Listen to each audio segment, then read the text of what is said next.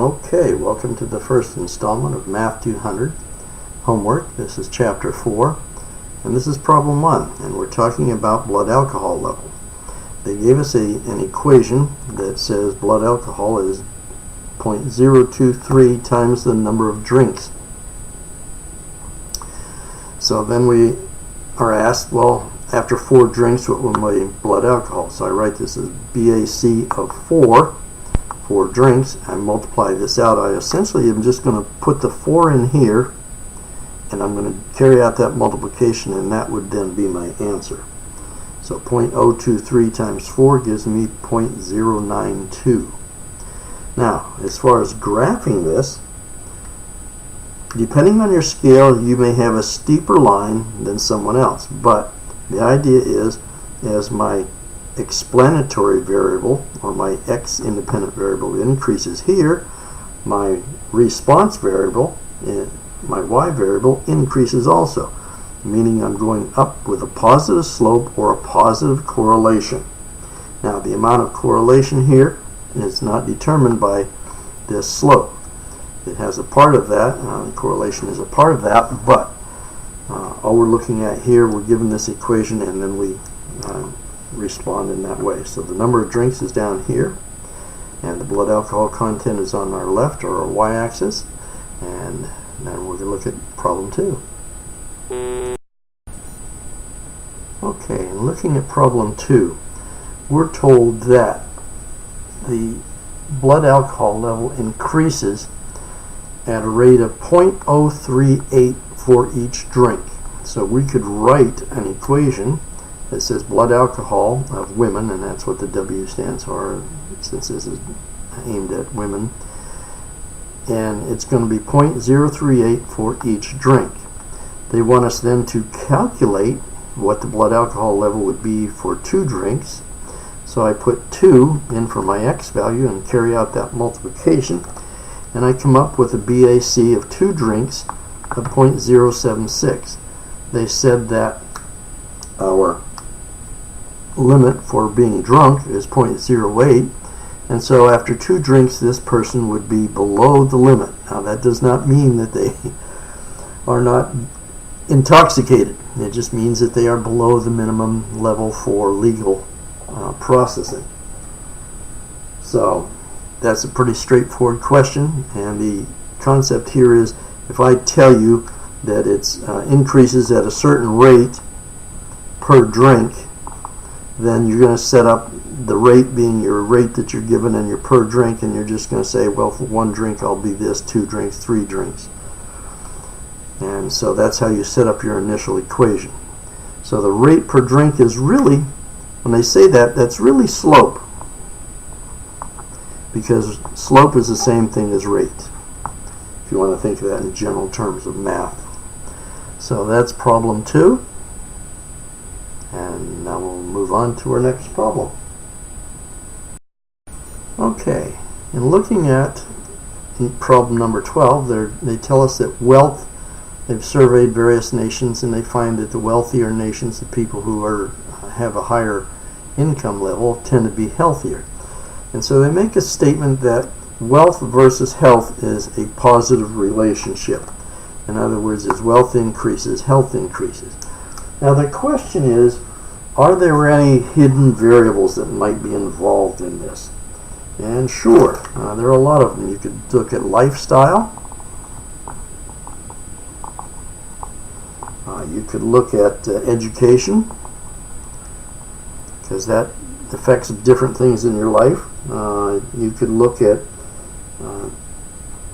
the arts and humanities that are within that country. Is there a certain amount of artistic endeavor? Is there more leisure time?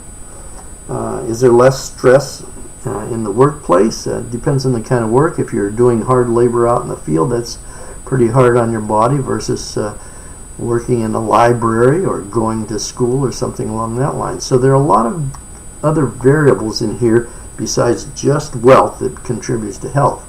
So even though there is a relationship between wealth and health in terms of general aspects of countries, there are other variables, and wealth some of these may also be part of the wealth, and so it's really hard to define that. But that's what they're asking. They're asking, are there any other variables that affect health other than wealth? Well, yes, there are. So, end of that question. Let's look at the next one.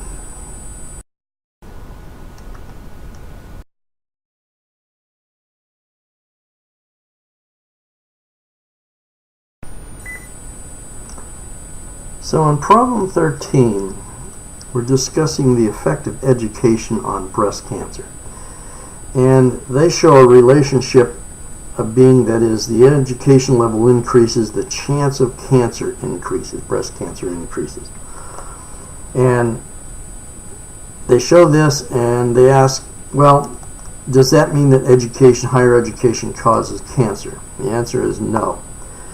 Even though you may have some relationship between two variables, that does not necessarily imply causation. There may be other factors involved in this. And we've talked about these other factors, these lurking variables that may be involved. Now, then they went on and looked at childbirth. And they said the sooner or younger that you had your first child, it increased, so your child actually decreased as you had a young child at a younger age. It decreased your chance of getting breast cancer. Now, then they say, well, if you're being educated and going on to higher education, you may put off having childbirth, and so there may be an explanation between these and a correlation.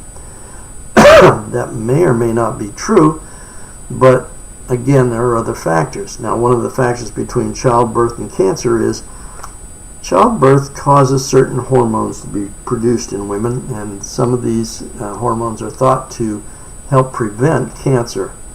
The fact that hormones produce lactation may somehow change the chemical makeup or the hormonal makeup within the breast itself and reduce that. So again, there are different factors that are not necessarily known here, so we cannot make this relationship to causation kind of statement. And that's essentially what we're looking at in this problem, is to understand that even though we show a relationship, and it may be a very high R correlation value, that does not mean causation. Okay, in looking at problem 14, we're given this graph of frogs and their chirping, or their calls, in relationship to temperature, I believe. And yes, temperature. So the question was, in 14, at a temperature of 24, what would be the call rate? And so what you'll do is you come over here to 24 and you'll come up to this line that they projected as their prediction line, and then you'll take and go from that point, you'll come over and see what Y value you have, and it's very close to 7, depending on how good your eyeball is on this. And so our answer, our choice between the various answers,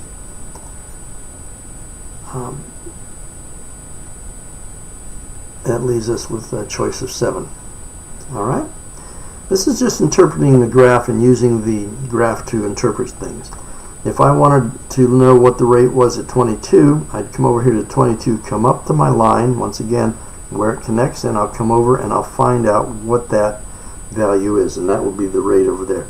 So this line is nothing more than a regression line of the data points, and it's the best representation of those various points. And these are only approximates. When we find these values from the regression line, those are only approximates, but they are a fairly good guess, depending on how many data points you have. All right, let's look at the next problem. Okay, once again we're looking at our frogs here, and we're looking at the degrees Celsius versus rate of frog calls. And what they're asking us is to approximate the slope of the line, the regression line. Well, the answers we're given are -0.5, 0, and 0.5. it's obvious that this is positive, so this answer is out. And for it to be 0, the line would have to be essentially horizontal like that, so that answer is out. So even though we might not be able to actually take number calculations, do change in x and change in y to get that, out of our answers we're left with 0.5. That's the only answer that is positive and greater than 0. And so that's our choice. Again, this is a very rough interpretation based on our possible answers that were given. Obviously it's not negative, because if it were negative our line would be coming down like this. So that's not true, and our line is not horizontal, so that's not true. Both of those are not true, leaving us only with one choice. Alright, not much math there, but certainly you have to consider the possible answers and what they mean in terms of the slope of a line. Alright, let's head on to our next problem. Okay, we're looking at problem 16 here, and they give us some information that says the data about the frog explains 75% of the variability in the data. Well, variability is represented by our term r squared. And then they ask, well, what about the correlation, given that the variability is 75%? And correlation r is equal to the square root of r squared. So what we're going to do is take the square root of 0.75, and that leaves us with a value of 0.85. So in this case, r equals 0.85. That's our correlation value. This is a simple relationship between the two definitions, correlation and variability, or percent variability. And variability being r squared and correlation being r, we just need to take the square root of r to get correlation. Now, if we were given correlation and we wanted to know variability, we'll just take that 0.85 and we will square it. We'll square the r to get r squared, so we'll square the 0.85, and then that will lead us to our 75% or 0.75 variability. Now, the question is, what the heck is variability? Percent variability, is 75% a good percentage?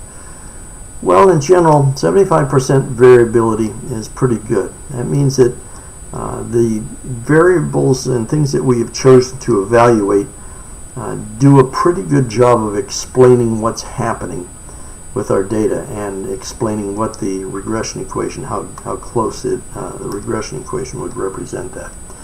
So variability explains the variation in our data. And so it's looking at the variables and the things we're looking at and says, okay, do those explain the variations to a high degree? And in this case, 75% is a pretty good level of variability. All right, so let's go on and take a look at the next question. Okay, in problem 18, we're given this situation where we're given this formula that has somehow been determined by data. And the data essentially is looking at the height of this individual over a period of time from 4.5 to 7.5, I think. Yeah. Now, we're not told whether this is months or years. I'm going to make an assumption that it's years. And then the question is, well, will this child be taller than his mother at 14 years of age? So essentially what we're looking at, and we're saying, okay, if I put 14, y hat of 14, if I put 14 in here for x, I'll get some value out of that. And it's 167.96, which is all well and good. But the question is this an extrapolation? Is it an influential point? There are certain things that this represents. Prediction within range, an influential point, and extrapolation. So we're asked to look at this information in terms of those three questions. Well, is it an influential point? Not necessarily, because again, we're just taking this equation here and plugging in some value. is it within the data range? No. The problem is, the point we're looking at, if we're looking at this scale, 4.5 up to 7.5, 14 is way out here outside of our range. So it's beyond that 7.5 level. So what we're really looking at is we're looking at our equation here and saying, well, will this hold true? Now, it may or may not hold true. If this data were out a little closer to 14, I'd be more confident in that. The problem here is people go through spurts and growths at various times. So this person may be going along at a fairly steady rate, and then all of a sudden they go through a growth spurt, and so this equation no longer is valid. So the further we get away from the upper limit, the further we get above that, the less valid this equation is going to be. So we have to look at this value of 167 centimeters as being an extrapolation of the data from within the years that we're looking at. So that's our answer. It's an extrapolation. And extrapolations become very tenuous outside of your range of data. Within the range of data, you could probably make some good guesses, but outside of it, it gets dicey.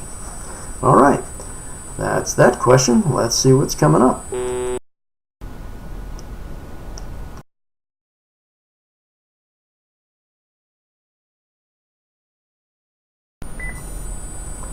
Okay, problem 19. We're given an equation that is predicting length of the tail with a weight factor.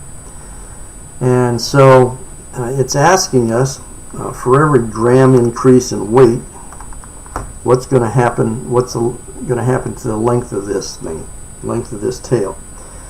And so as we see this increasing, for every one I put in here, 3 times 1, 3 times 2, I'm increasing the overall length by 3. Well, as it turns out, this is our slope value, and so that's what our increase, our rate of increase is the slope. So it's going up for every one of this. I'm going up 3. That's not a very good slope of 3. It's more steep like this. So you go over 1 and up 3. 1, 2, 3, and over 1. So the slope is telling us for each gram increase, we're going to have this. So A is our answer here. And so our slope tells us how much we're going to increase in length for each increase in weight. All right. That's that one. Okay, in 20, we're looking at that same equation where the length of the tail is some relationship to the weight. And what they're asking us is, what is the length of the tail given a weight of 18 grams? And so all we're going to do is take L of 18, we're going to put 18 in for our X here, we'll carry out that multiplication and then add the 20, and our answer becomes 74 millimeters. Pretty straightforward. It's just a substitution of the value into our X value and then determining what the predicted length would be. Okay, in 21, again, we're looking at this length versus the weight equation that we looked at 19 and 20. And what they're asking is, what is the correlation? Can we determine the correlation based on the information? And what we found was, as weight increased, the length increased. So what we know is our slope is some positive value. Now, the question is the correlation 0? Well, correlation of 0 would be there is no correlation. The weight might go someplace and the length may go up, may go down, whatever. I could go up here and down here on one data point and then go up here and go up on the next one and go down on one and up on one. So 0 would mean there's no correlation between changes in weight and changes in that. And obviously length goes up in terms of that, so we do not have a negative slope, because that would mean as the weight went up, length would go down. So our correlation has to be positive. We don't know how much, but we know it is greater than 0. And so the term greater than 0, if I can find some ink here, Greater than 0 means that it is a positive correlation. Okay, that's what they were looking at in that one. Let's look at the next question. Okay, before we look at 23 here, I just want to look back at 22. I don't think that was specifically assigned, but 22 asks if we use different centimeters instead of meters or millimeters instead of centimeters, would the slope change? And no, it would not. The slope remains the same regardless of, because the slope is the correlation between the change in x and the change in y, not necessarily, doesn't have anything to do with the units per se. But let's look at 23 here, and we're given some data and we're asked to find a regression equation. Well, you could do this manually, of course, and you could take and find from the data, you could find your x bar and your s of x, and you could find your y bar and your s of y, and then you could find your r, your correlation, off your calculator, or manually. And then you could then find a and b relative to the equations that are needed to generate those. But the best way is to just plug in your data and then use your, normally it's called, on some calculators it's called regression equation or linear regression equation,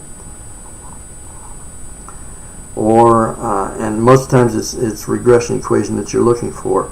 On the TI-83s, this is probably what you're going to do, and you're going to look for the one that's A plus BX format, because our book uses B for the slope and A for the thing. Now on your non-TI calculators, you're going to put in your two lists of data, X and Y. You're going to first go to stat variable, stat, and then you're going to select to variable. Then you're going to put in your X data and your Y data, and then you're going to go down and you're going to select a button that usually is stat var or something along that lines, and then you'll have to arrow back and forth on your list of things to find the information you want. And usually on some of the calculators, at least on the TI-30s, you arrow over to the left several places, and then you'll come across the values of A, B, and R, and as you arrow over to these, across these various variables, you will get the answer to those values. Alright, that's that question. And the answer to this was y hat equals 44.13 plus 2.43x, 2.43 being the slope, and 44.13 being your y-intercept. Okay, in 25 we're given this BOD hat, or prediction level of BOD equation, minus 55.43 plus 1.507 TOC, where TOC is one of your variables and your explanatory variable, and your response variable is BOD. Now they're asking what's happening. Well, because I have a positive slope here, that says as TOC increases, my BOD will increase. So the relationship between the BOD and the TOC is positive, increase to increase. Then they ask you about, well, if I go to 0 TOC, and they went to TOC equal to 0, which says that this whole term here goes to 0, and so I'm left with a BOD of minus 55.43. And then they go and say, well, that's not possible. You can't have a negative BOD. And then they say, well, what's wrong with our equation?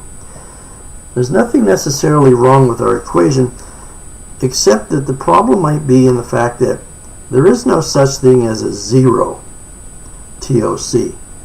So I wouldn't, the value of TOC of 0 is not necessarily valid, which makes our BOD invalid.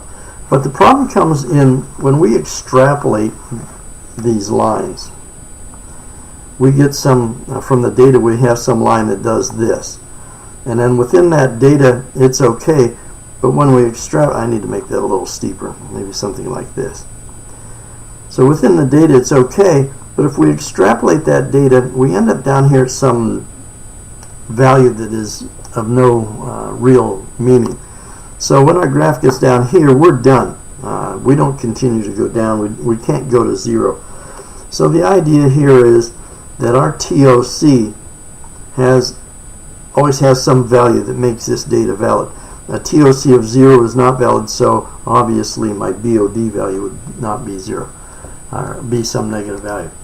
And so that quite often happens when you come up with this regression equation based on the data, because your data is up in this area here, not down in this region. And so if we extrapolate outside of our data range, we may end up with some invalid values. All right, so that's this one, and we have one more problem. Okay. In 31, we're given some information here. We're told that the height of a tree can be predicted by the diameter. Since the height is the predicted value and diameter is the measured value, our diameter is our x value and our height is our y value. Then they go on to tell us that the mean of the height is 15.6, the standard deviation of height is 13.4. They also tell us the diameter, mean of the diameters is 23.4, and S of x is 23.5. They also give us an R of 0.96. And then they want us to come up with the regression equation. Well, using our formulas of B equals R times S of y over S of x, we just plug in our values that we were given here, and we come out with a B of 0.547. Then we're going to take that value and plug it in down here in this equation for the B here. And we're going to take y mean minus B times the x mean, and we'll just plug in the values we were given. And that comes out to be an A value, or an A of 2.8. So B represents our slope, 2.8 represents our y-intercept. So we're going to rewrite that whole thing with all that information in a nice statement that our height prediction is equal to 2.8 meters plus 0.547 times whatever the diameter is. Well, then we're asked to create a chart of this, and that's easy enough. You do some chart and you take a couple values. I might pick 0 here, put 0 in for diameter, and I would get 2.8. Now we have to be careful with plugging in 0 here, but for the purpose of just coming up with a graph, we'll say it's down here at 2.8, and then depending on our things here, and then we'll pick some other value, say maybe 20 in here, and then we'll come up with some other value. So now we have 2 points. We have 20 and we have 0, and we now have 2 points, and we can draw our graph through those 2 points, and that now is our regression equation line. So that's how we would come up with a graph of that. Now obviously it would be better if we chose points 10 and 20 and chose 2 points that were closer in our data. A 0 diameter is kind of not a good number to work with as far as diameter. It's probably not a realistic number. So if we used 10 and 20 or 20 and 30 as the 2 points, that would probably give us a better graph line. Just something to be to consider in terms of drawing your graph. Then they ask us in part B, they say, well, what's the h hat of make sure I get to 50. They said the diameter is 50, so then we take this in 2.8 plus 0.547 times our 50, and then we end up with a 30.15 meter tall tree. So this is the diameter, and we put that in for our diameter value, our unknown, and we came up, once we did the math on this, we came up with 30.15. And that's essentially how we're working this problem. Now the key on this was using the 5 numbers to create and find our A and our B values, so that we could create our regression equation or our prediction equation. Now, this is a prediction equation. It is not an absolute. This height of 30.15 is a prediction.